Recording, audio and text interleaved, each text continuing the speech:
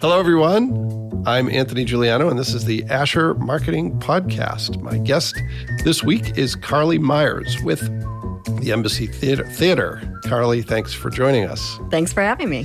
Well, it sounds like things are rolling a little bit more back to normal at the Embassy. You just had a couple big announcements. Are you able to share those with our listeners? Yeah, absolutely. So yesterday we announced that on sale this Friday is John Crist, who is a comedian that's really kind of getting his tour all set up through this Friday's announce on his own site with his own team.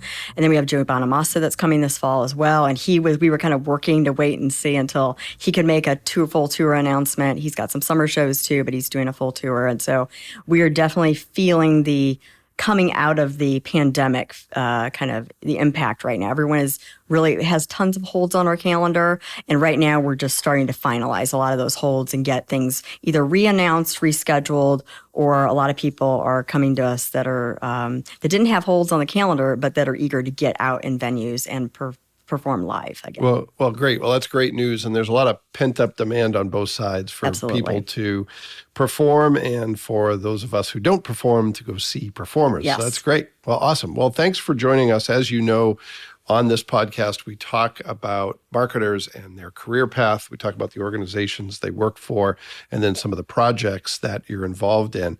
So I want to start with career path because you've had a pretty varied career path, yes, as a lot of our guests have, Sure. Working for institutions in financial services, doing work in the insurance world, and now for an entertainment venue.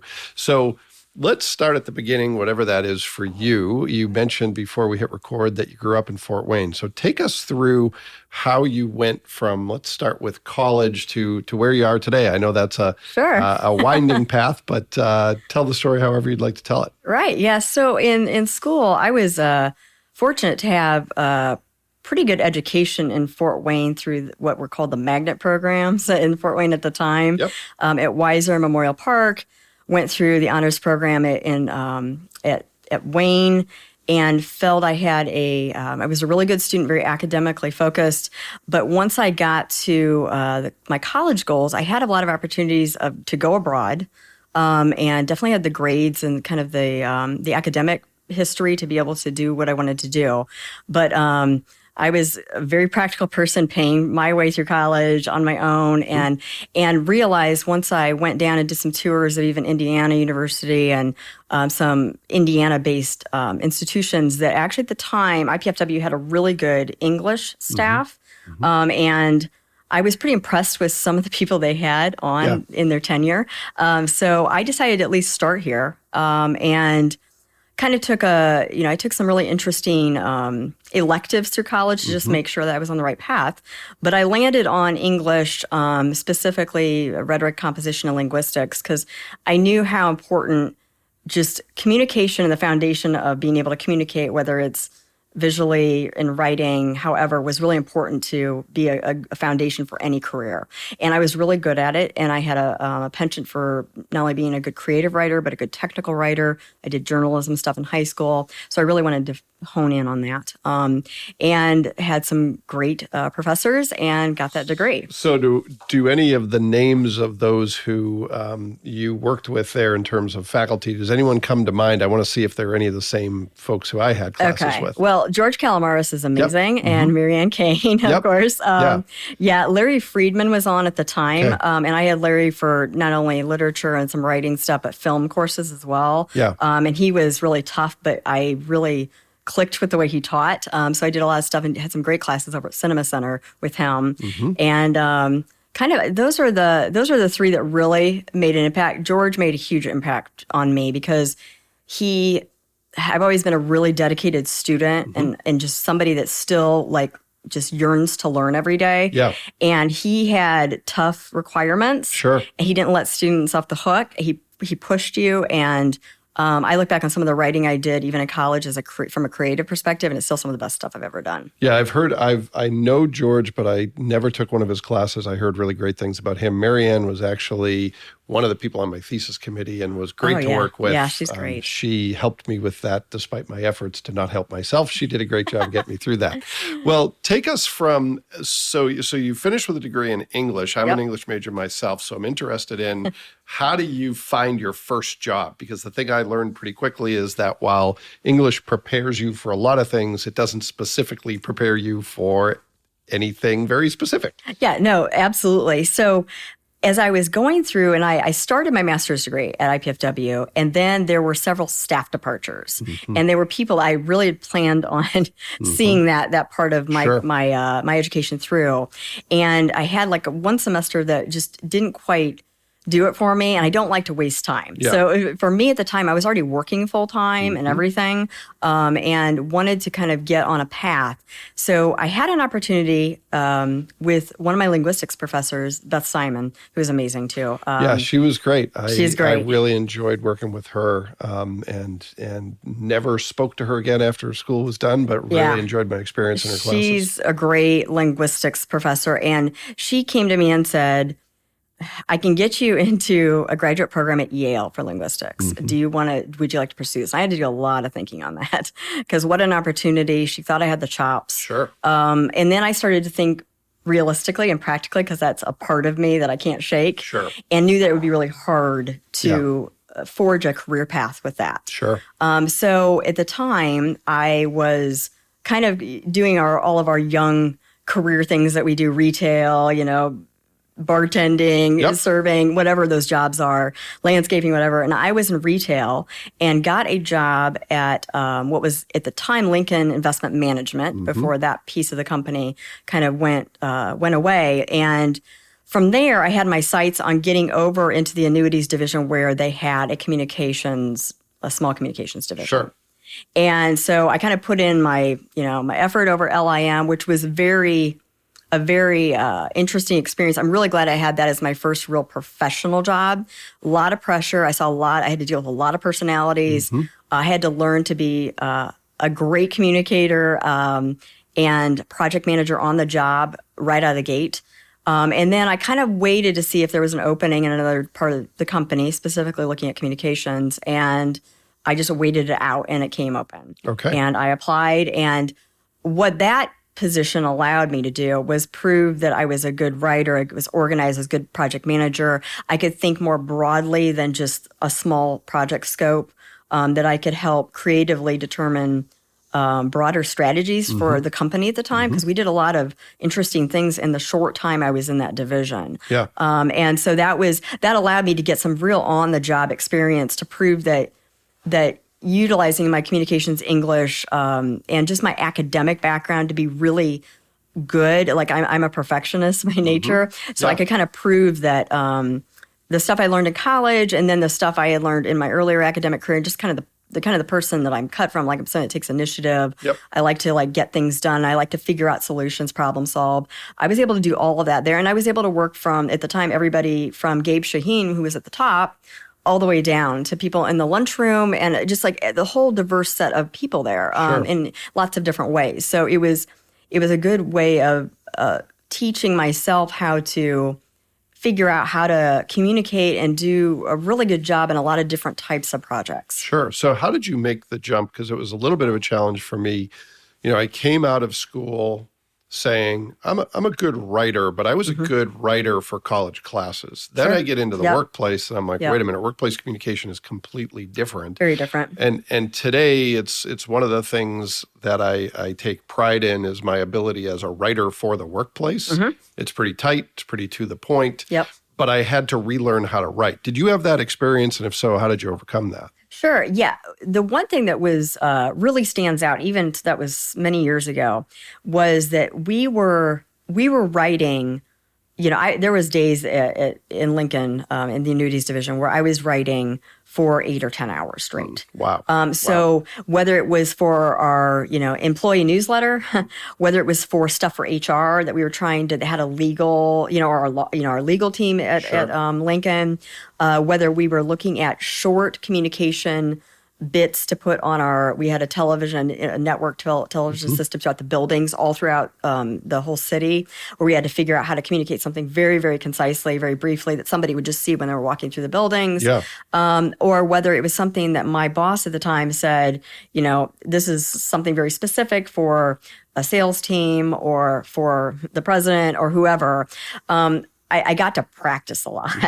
So, and I had at the time, I was the least experienced person on the team, and really just have always been very open to criticism. My parents taught me that. Other people in my life taught me that. Yeah. And so, when I would do stuff, I would really focus on doing it well, but then hand it off to somebody, get it redlined back, even if it looked like a bloodbath, sit there and figure out how to adjust things. And with having that open-minded, nature, I was able to adapt quickly to be able to write specifically for that kind of environment. Yeah. Well, it is a leap, and that criticism you talked about is a really important piece. I remember, after doing well in classes as a writer, I would give stuff for people to read after college, and it would come back redlined. And my attitude was how dare you criticize my writing? I'm a great writer. And someone said to me, they said, listen, do you want feedback, or do you want me to say it's great? Because it's not. And if you learn how to take criticism, you're going to get better. And that was a hard lesson for me to learn, but one that still sticks with me to this day. Absolutely. Yeah, that was something else too in college. I tried to diversify my English, the classes I took. I really tried to do that with intention, knowing that, even though my specialty was surrealist poetry, Okay. that was not going to apply in the workplace at all. Sure. Now, there are elements of what that is all about that certainly do. I can always make leaps. But, I wanted to make sure that I didn't look like I had just come out of college, Sure. that I had like some, I felt at least a little comfortable with doing some professional writing. Yeah. And I also did a few projects for people that were already out in the workplace. Just took it on myself and said, "Hey, let me get, you can either use it or not, but let me practice." Yeah. So I just kind of took those things on myself. Yeah. Okay. So after Lincoln, where do you go from there? So I got offered a job kind of out of the blue. Somebody knew somebody who knew me that said, "Hey, Civic Theater, you're looking to really change a lot right now." It was at a very critical time for the Civic, a lot of leadership changing. Philip Kohlglaser was just coming on board in the leadership role there. And he was looking to hire a few people in at the time to kind of make some significant changes. And he heard about me and reached out to me and said, "Would you be interested in coming on and being our director of marketing?" And at the time I was actually very humbled because I don't know that I felt fully qualified to do that. Sure. But also it's nonprofit. I know resources are thin. I know that the people that he had interacted with knew kind of what I was made of, and knew that I love a challenge. So the fact that there was a lot of foundation to be made there at the time, and a lot of learning to do. And I met with them, and we just kind of had we clicked pretty well. And he said, I'm focused on so much other stuff for this organization. I need people that I don't have to babysit. Yeah. And I told him one of the things that he would get with me is somebody that was self-sufficient. Sure. And then I would only pull him in when I felt like it was really necessary. And my maturity always has helped me in these situations. So I don't think I came across as somebody that didn't have tons of experience. And I kind of laid the groundwork for a lot of key projects I did at Lincoln that were fairly impressive for being early in my career. And he said, "Yeah, let me make you an offer." And they made an offer, and I jumped into the nonprofit game. Okay. So how long were you there, and what was that like? So I was there for a little over a year, and it was just incredible. There were days where I was there for 20 hours. Oh, wow. I'm not joking. Wow. It was an intense little over a year because I loved what I was doing. It was really interesting. I wasn't a drama kid in high school or anything like that. So actually just watching kind of entertainment unfold on a local level like that was really amazing to be a part of. I felt like I came in, I helped rebrand. I set the tone for some really new things. We had some really incredibly damaged relationships with the media at the time. Oh, wow. Okay. Like I had people that would hang up on me, wouldn't even take my call. Okay. And my interpersonal skills are I think, one of my strong suits. So I sat there and thought, I got to fix this. Yeah. And so I took on some kind of big task where there's been some damage done at the time, for whatever reasons. That's not for me to judge or now or then. Sure. And I was like, you know what? There's just problems to fix here. Yeah. And by the end of my tenure, I felt like in a good place. I had worked really hard for that year plus to like get things back on track and to kind of prove that we were doing great work and that Philip's tenure was going to be, a great time for the Civic. And, but it was incredibly long days and I was hardly at home at all. Sure. And that doesn't work for very long. That doesn't. Yeah. So what's the next step after that? So then I went to, I kind of stayed in nonprofit for a while. So I liked being able to be a part of something community oriented. I thought the Civic was important because I'm a fan of the arts. It's in my blood. And I got approached by the Girl Scouts of Limberlost Council, Okay. Which looks a lot different nowadays than it did back then because it's gone through a lot of evolution. Sure. And they did not have a marketing person in-house. They outsourced a lot of stuff and they were in a real transition when I met with the executive director at the time and she said, I think we want to bring this in-house. We're not sure. What would you think about coming over to the council and doing it like for a while? Like, let's just say 6 months to a year and then allowing all of us to reevaluate. That was a little scary at the time because I didn't like the kind of, this may not be a permanent thing. But I thought highly of what the council was about. It was very successful. I believe it's still successful council. And I thought that I had the ability to make an impact there and it was going to offer a little bit more life balance, work-life balance. So I was there. And then at the end of that tenure, they decided they didn't want to have it in-house. Okay. And it had nothing to do with kind of, we parted on really good terms. Yeah. It was more, there was just a structure. The structure was odd. Yeah. I was also managing the retail operations at the time and the grant writer and some things that while they could inherently fall under marketing, it was a little bit, it was different, Sure. And I wanted to spend honestly a little bit more of my time focused on marketing and branding. Yeah. Managing a retail staff, managing the grant writer who I really needed to give more time and effort to. It wasn't, I was spending my time doing a lot of stuff that really wasn't stuff I don't want to say I'm not enjoying, but it wasn't where I wanted to focus my efforts. Well, and sometimes just because you're good at something doesn't mean you want to do it. So That's right. That's right. Yeah. All right. So where do we go from there? So then I went to the Parkview YMCA and was there for a few years while that Y had just opened up. Yeah. It was brand new. Christian Riesberg was he was my boss at the time there. He had gotten my resume, and this is a word of advice for people out there because this still happens, and this has happened to me too in recent years. I had sent my resume into him while I was at the Civic because I knew that I couldn't sustain that workload. Sure. And he had my resume for over a year before he reached out to me, and they had hired from within for a position. The person just didn't work out. And then he kind of reached out to me right about the time all the Limberlost stuff kind of shifted. And I knew that I was going to have to find something and said, hey, I know I didn't contact you back when you were submitted, but would you like to have a conversation? And I said, sure. And so I went there. And that was a bit of a different marketing role. Very interesting. Another role where I learned a lot about how I wanted to spend my time in a leadership role. So it was very grassroots marketing in that area of the city. So, we were going out into Additions in that part of town, other local businesses up on that side of the town, and trying to figure out ways of collaborating to support each other, get more business for each other.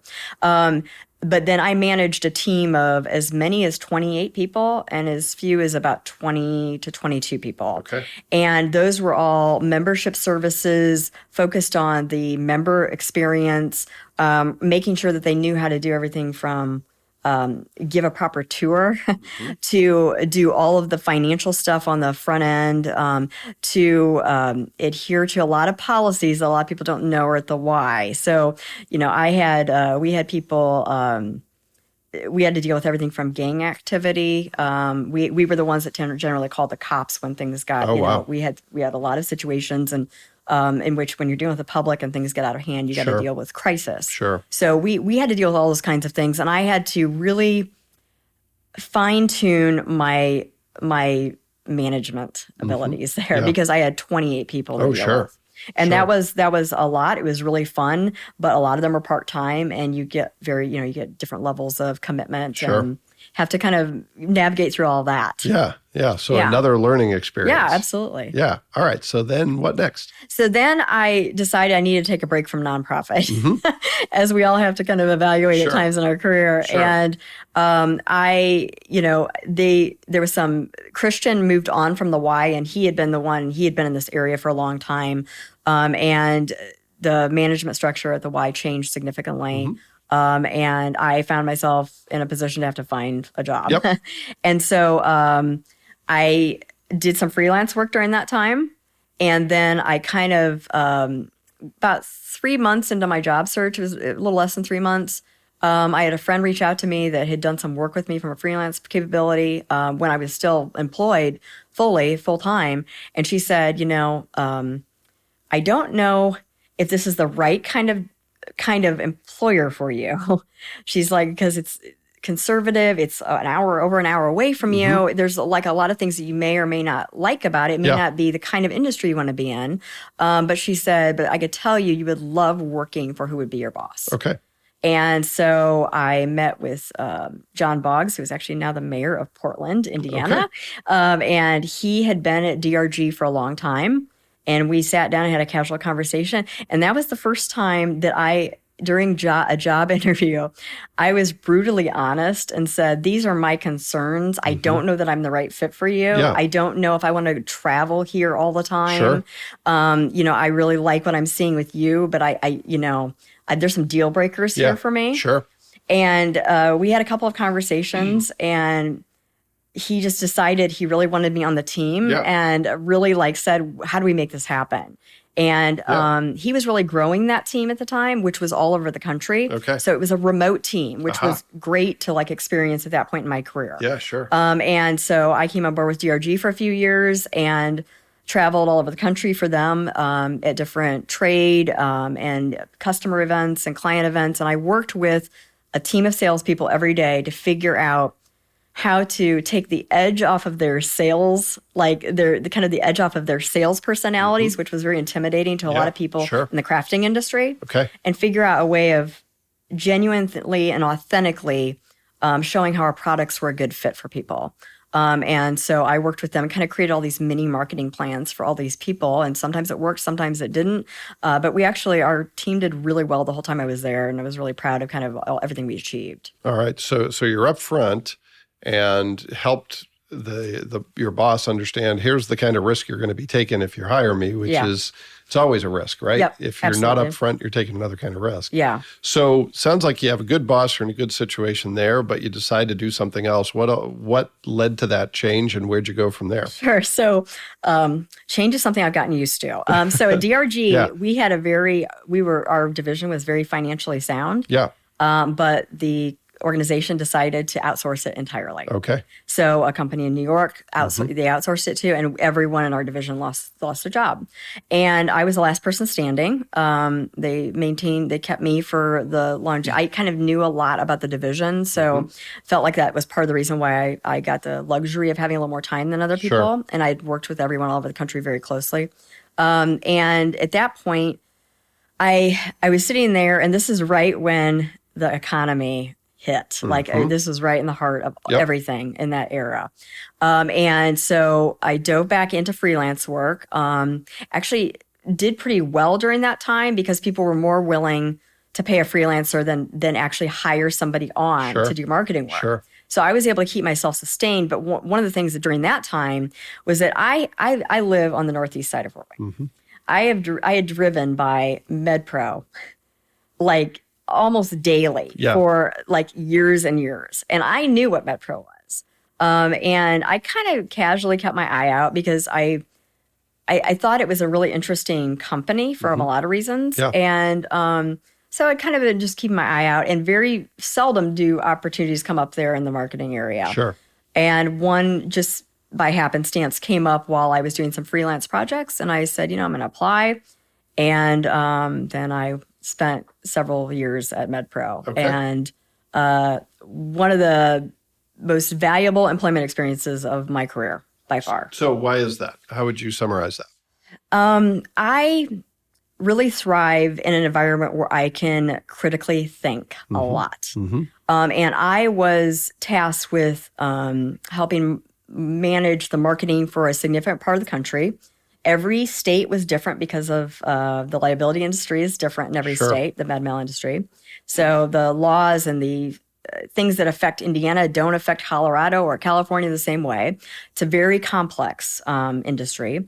I worked with lawyers on a daily basis, became very tight with the legal team there because what we did, one error on my part, it collectively on the company's part, if we put something out that was, defamatory or a problem in the industry from a litigious perspective, I mean, we could get a $250,000 fine like that. Wow. Or $1 million fine. Yeah, sure. So we had to be incredibly careful about how we did everything.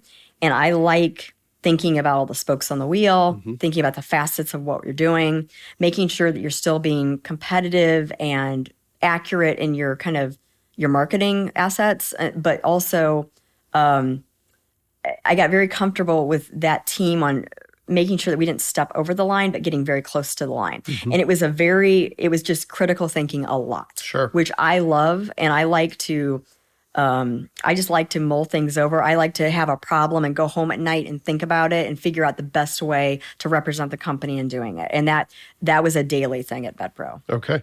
All right. So from there you go to IAB. Yep. How does that switch happen? So I was at MedPro, and I just at the time I didn't feel like there was a lot of changes going on with the people I was working with.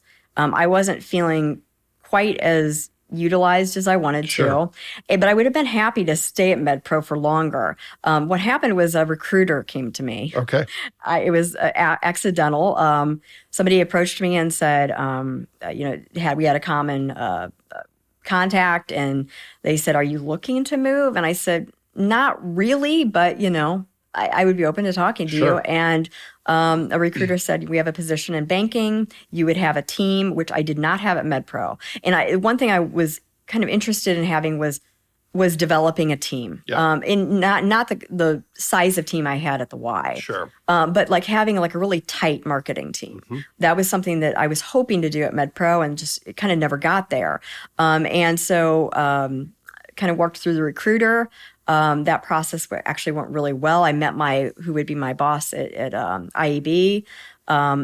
Loved that me and her were very different people, but we had incredible respect for each other. And I thought that we would dynamically work well together because she was looking, the vacancy that I was filling, somebody had been in that role for like 18 years. Oh, wow. And Karen was looking to have some creative change. And she met me, and like I said, we were very different, but we just, opposites attract. And I liked her, she liked me. I brought some real ideas to the table in my interviews, and we had long interviews. We had like 3-hour interviews with each other. Wow. And then when I met my team there, I immediately knew this might be something great.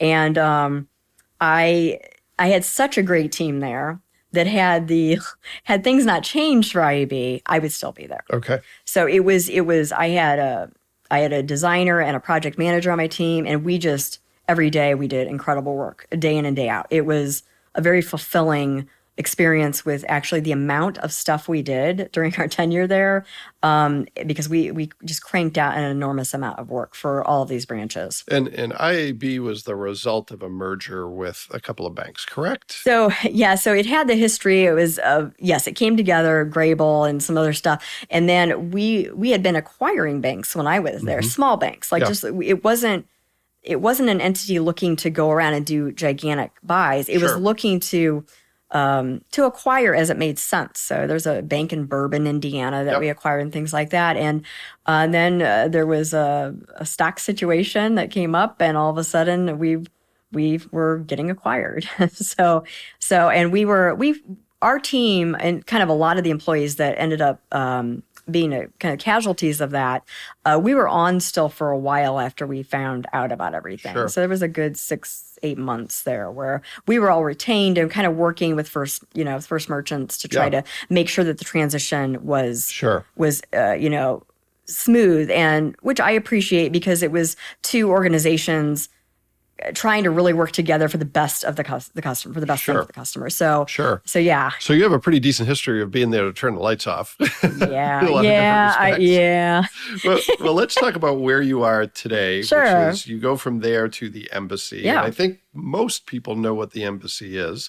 But let's talk about your role and what the embassy has experienced over the past 14 months. Before we hit record, you were talking about the fact that the embassy never really shut down, Did not. although things were very different. So talk us through, if you don't mind, for those who might not know, how do you describe the embassy, and then what have the last 14 months or so been like? Sure. Yeah, and it's crazy to me how, especially people who are local that have been here, born and raised here, how many people have not been to the embassy. So the embassy is a theater that was founded in 1928.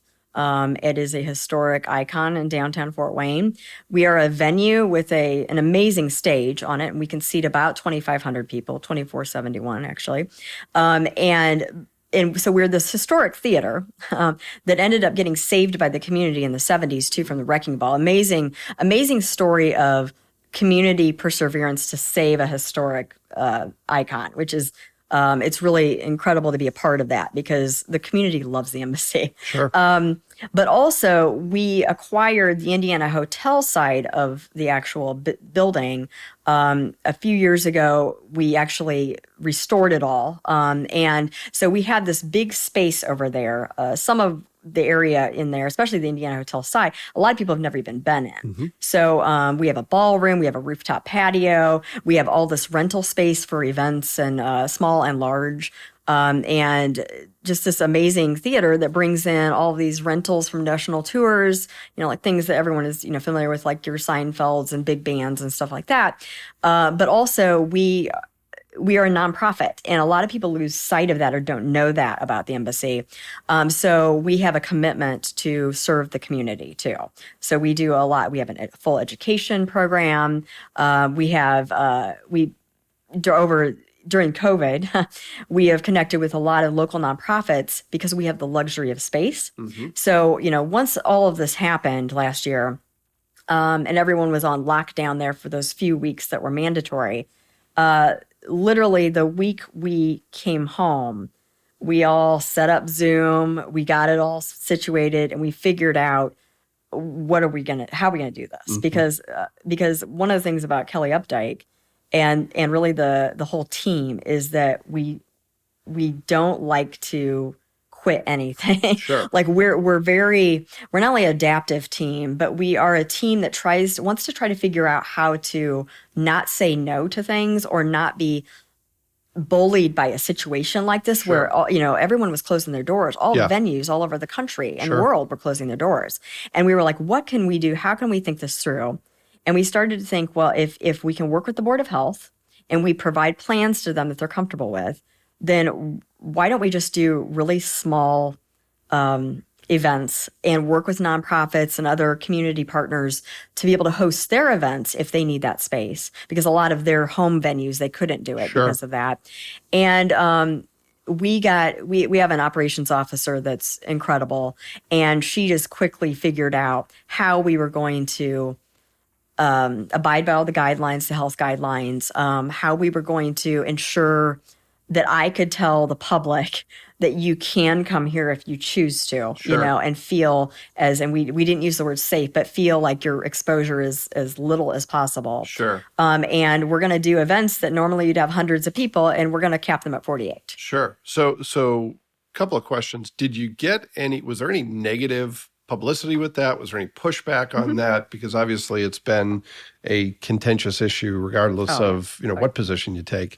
Yes. And, tell me a little bit about that and then what type of events you successfully were able to host. Sure. We did get pushback. I would say we got a lot more positivity from our supporters and from the community.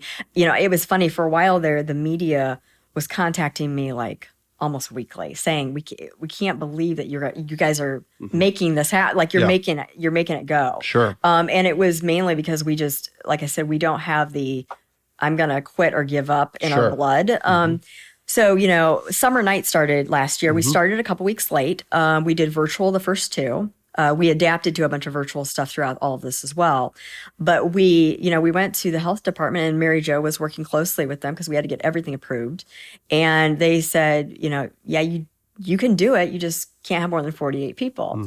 And so we just had events with 48 people. Well, it's a largely outdoor event, correct? It's indoor, outdoor. So we have the rooftop patio, but it's hosted in the ballroom. Okay. But the ballroom is large. So, that's a large space for weddings and stuff. Sure. So you're used to having your receptions with 350 people in there. Yep. And if we have to figure out how to spread out and place 48 people, and that was including staff. So we just figured out how to do these micro events, really. And then throughout the summer, we did some films in our auditorium because we can seat 2,500 people. So we can spread everyone out. Yep. Our box office immediately figured out how to seat socially distance, figured out how to, our cleaning crew, which we have Blue Jacket, who's our cleaning crew, just hunkered down and figured out how to do everything from a sanitization perspective, how we do things without intermission so that we don't have to constantly, like we had just all these operational things in place. Sure. We had, ingress and egress was different. We had one-way traffic patterns. We stopped doing high touch things like some of the concession stuff. We just figured out how to eliminate the risks and how to figure out how to do the stuff we could do. And so as we moved through the summer and did summer nights, we hosted like the Summit City Vocal Classic in August. We had films, like I said, in August, silent films.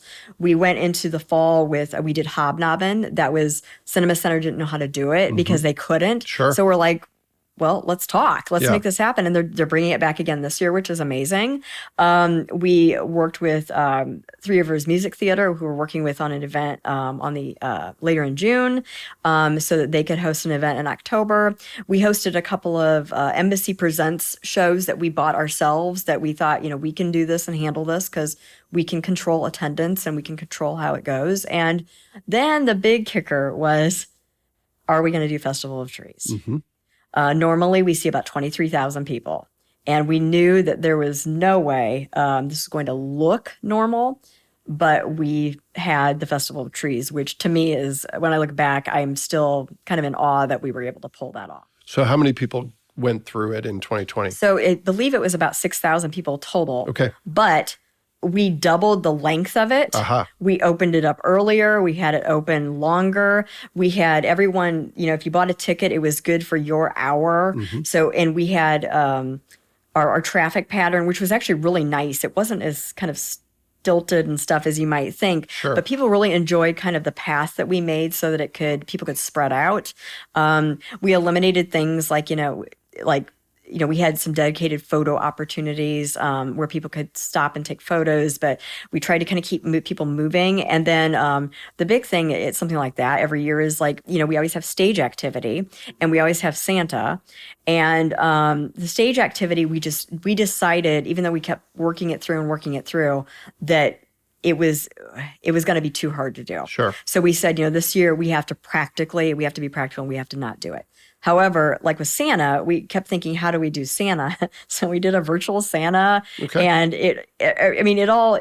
people that came through the festival were incredibly thankful, and we had almost as many trees as we normally have, and it was incredible. So was it a situation where you learned some things that you'll keep moving forward, or you think you're going to go back to 100% the way you used to do it? Both. Yeah. Well, that's one of the great outcomes of the last 14 months. Obviously, there's been a lot of bad over the last 14 months, but one of the things that I think everyone's learned, whether or not you're a marketer, is there's some things we've learned to do that actually should stay, and some ways we used to work that maybe should have never been there in the first place. Absolutely. So, one of a key example of that is that two things quickly. So we have decorators come in, and it's a very coordinated up, like it's like a ballet. That week of Festival Trees opening is just to watch it is really interesting. So you have to have the decorators come in just a couple days before opening and basically make it into a magical, winter wonderland. Sure. And that had been an incredibly stressful essentially day and a half in the old pre-pandemic Festival of Trees experience. Last year, we had to spread it out so that we can only have so many people in the building at any given time. Sure. And it worked out so much better. Yeah. Just we had to think about it all very differently, but everyone, the decorators, getting the trees put up, our staff, it just, the stress levels were much lower because it wasn't kind of that mad rush to get it all done. Sure. And then you always have issues with things breaking and not, lights not turning on and all this stuff you have to troubleshoot quickly. So that is something that I know that our team is going to retain. And then also something as simple as a printed program. I would, print, tens of thousands of them. And then at the end of the day, they most of them just get thrown out, not even properly recycled. And we decided after last year, a digital program is just fine. We had our People's Choice voting and our voting for different trees. We did that all digitally. And we did not feel that the loss of the number of people that didn't choose to do it because, just because it wasn't a paper thing, it equaled out to be just fine. We didn't feel like we had a lot of people that just didn't want to do it because of that. Sure. It seems like anything that was kind of on the bubble got pushed into, a new way of doing it. 100%. So tell me about some of the major projects. What's taking up your time? What's taking up your headspace? What's keeping you up at night? What's getting you excited? Maybe a combination of all those things. What are some of the projects that you're working on right now? So right now we have our fiscal year. Our fiscal year starts September 1st. So during the summer, starting in about May, we always get very feverish about how we're going to tackle the next calendar year or the next fiscal year for us. And so right now, I'm spending my time on a few things. One is getting back into reacclimating to the full swing of a lot of activity in the building. Everyone is, it's really starting to feel like we're getting into it again. And that kind of just getting everyone in the groove of coming back, making sure that we find the communication balance with people, because before the pandemic, we were communicating with our patrons, members, the community, media in a certain kind of frequency. And then, of course, everything got saturated. And everyone's zoned out during the pandemic, and it just became too much. So then it was trying to figure out, how do we communicate? When do we communicate? Why do we communicate? So now I'm having to readjust how I interact on behalf of the embassy with people, because people are now more discriminating about what they want to see when they want to see it, and so we're having to make adjustments with that. And I love communications, directing communications thing. That's something that's kind of in my blood. So trying to figure out how to strike that balance I'm working on that for next year. Also, I'm looking at doing a total web redo, which is going to be a major project because we have back-end API stuff from Ticketmaster and other things. And it's just, I want to make it really user-friendly, and that's going to be a big project. And because everything is very active and we're always having a lot of change on the site because of our activities in the building, that's exciting, and it will take a little while to do, but I'm hoping to do that in 2022. But there's a lot of work to be done to get there. And really just developing a team, which when I came on board with Kelly, I told her that, this is not a one-person operation in the embassy. This has to be, there has to be multiple people on the marketing team. And for many years, it was, it's been that way. And it was time for growth of that when I came on board. And then, I got into the groove, kind of figured out what I wanted to do with a team. And then we got hit with the pandemic. So now it's just how do I develop a marketing staff and kind of marketing resources going forward to figure out how to move us kind of in the direction that I know that we need to go, and kind of our whole senior team and just the team in general knows we need to go. So it sounds like a lot of different things taking up your time. It's just a matter of prioritizing them. All right. Well, I'm going to turn to what I call the speed round of the show, where we talk through 3 questions similar to some of the things we've talked about, but with more pithy, concise answers. First one is about career path. You've obviously done a lot of different things. You came from a writing background and have parlayed that into a more broad career in marketing. What's the best lesson you've learned about success in a career or building a career path or finding your way? What's the thing you would share with someone who maybe wasn't sure what they wanted to do or was contemplating a job change? What would you say to them?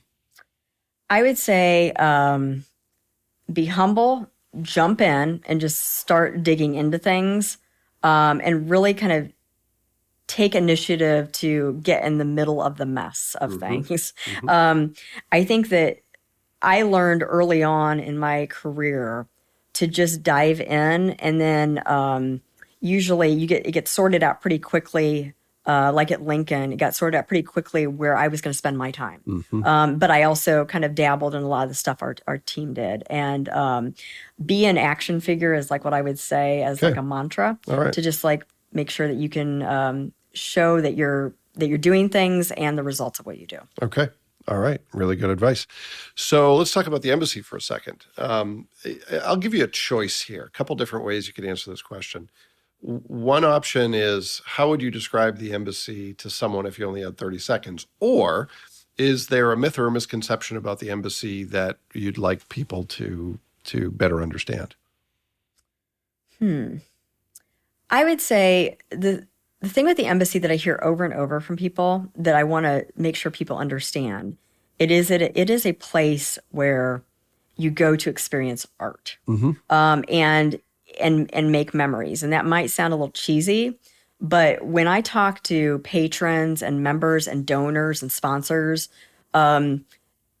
there are incredible memories that are had in our building, because not only is it this historic, beautiful place, but there are experiences that people have never had. That whether it's somebody that they wanted to see on the stage, or they got married there, or they spent like a critical time with a friend at an event there, or they came and saw a community related project there, and so I think it's a place where you get to experience things and it sticks with you for life. So it's not a casual thing. When you walk through the doors, it has a certain kind of magic behind it. Yeah. And I can tell you, before I ever took this job, one of my most incredible musical things in Fort Wayne as far as seeing a band happened when I got a lone empty seat on the front row of the embassy by kind of accident. And I went to a concert by myself there, and to this day I can still remember everything about it because it was incredible. What was the concert, if you don't mind my It was asking? Ben Folds with the Philharmonic. Okay. All right. It was just an incredible show from start to end, and the music was amazing, and the sound, and the experience of everyone around me. Yeah. Well, and I certainly have experienced that. I remember when my son was very young, everything from, we went to see Bear in the Big Blue House at the embassy, but we also went to the first couple down the line shows. Oh, yeah. And, he was very young, but really, I think it gave him an appreciation for music that he might not have had otherwise. Absolutely. Saw Seinfeld there a couple times, Yep. obviously a different experience, but Sure. yeah, a lot of those touchstone moments, you remember the experience, and part of that's the venue, and obviously part of it is the talent, but Yep. the venue makes a great impression too. That's right. All right, one more, and I'm going to mix this one up a little bit. So you were able to persevere pretty well through the pandemic and make work during that Yep. time. What are some of the lessons beyond maybe, some of the things you mentioned with Festival of Trees, but what are some of the lessons that you learned during that time that you think will stay with you moving forward? I think at the end of the day, and this is not necessarily specific to the pandemic, but it is, because we focused on a lot.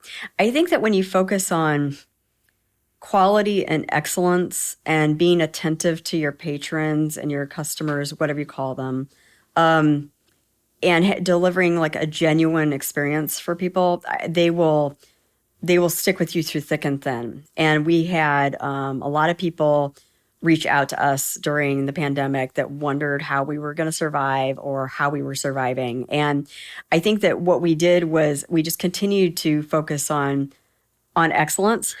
And when we worked with a partner, be it Cinema Center or our own events, or like a Summit City Vocal Classic, or we also worked with a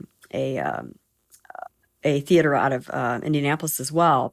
we don't do anything halfway at the embassy. We really focus on doing it right. And that's kind of the whole experience. What you're going to see at the end of the day when it's live, and kind of the way we interact with people as partners getting up to that live event. And so I think that excellence kind of differentiates you and wins the day.